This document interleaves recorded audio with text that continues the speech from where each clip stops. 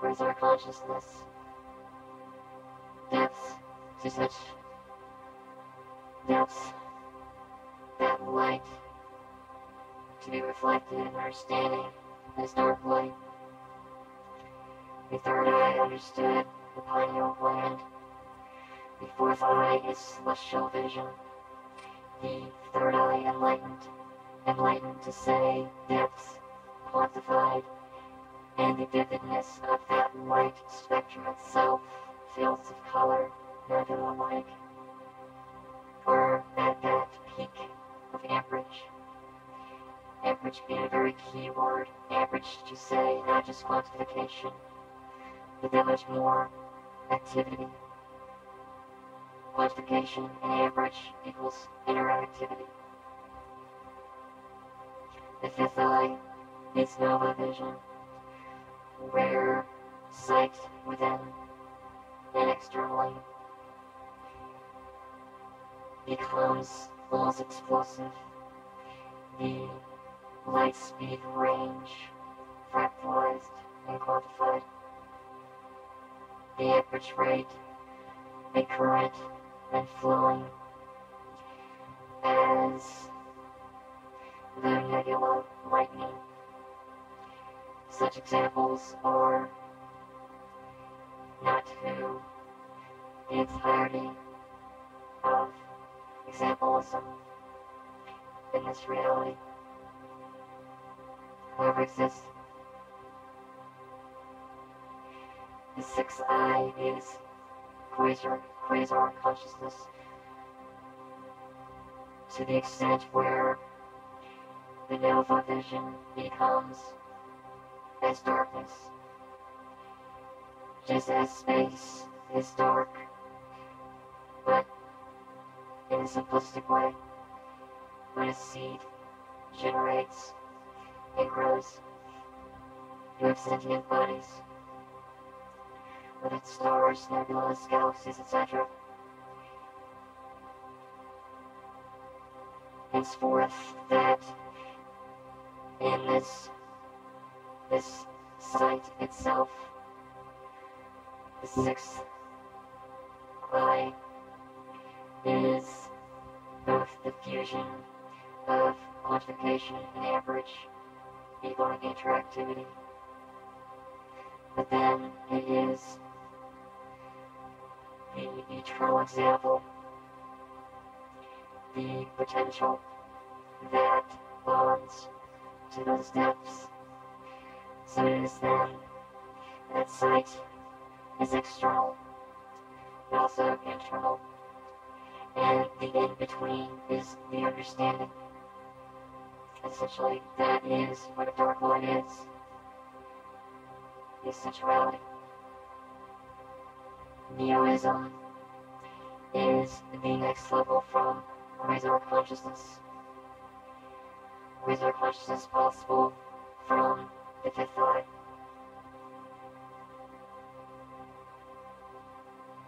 Darkness being symbolic to those who are of such depths, but darkness because depths truly are that deep and undiscovered, aka mystery. Eternal examples are usually light, vivid in color and understanding. Those dark depths illuminated. The fusion creates both an inward and external view, and this causes a reaction, explosive vision, process of thought, quantification of time itself, creates a fusion process, and mental activity and reactiveness causes chain reaction. Chain reaction meaning the links of understandings and alignments are not only instantaneous, but both the depths are expressed and the understandings are expressed in real time. It is then that the being is of Neoistic ways.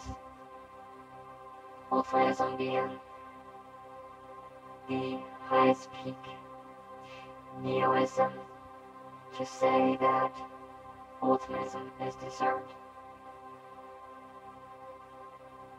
In some ways, Neoism is higher.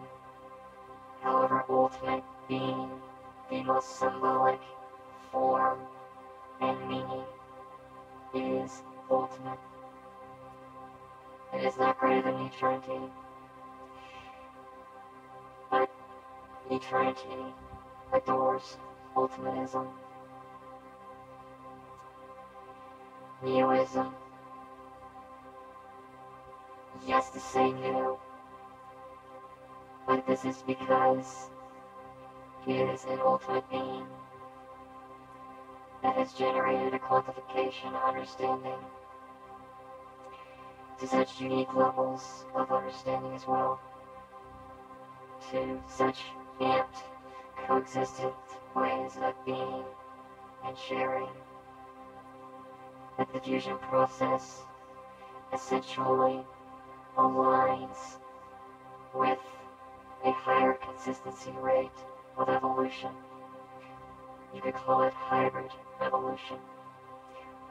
You could also call it neo-evolution.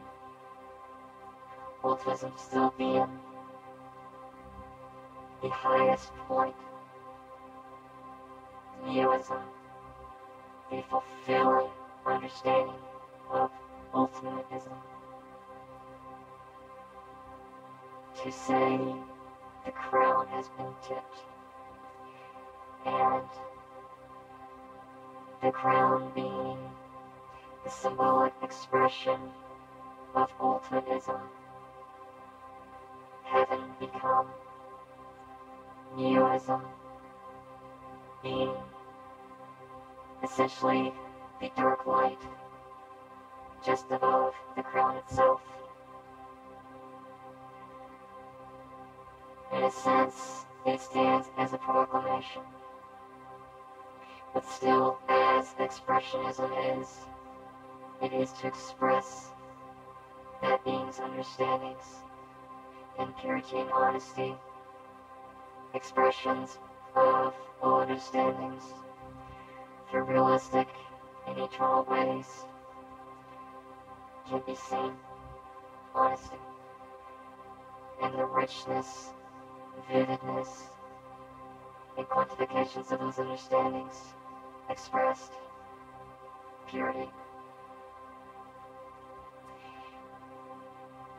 That fusion to occur essentially is Neoism.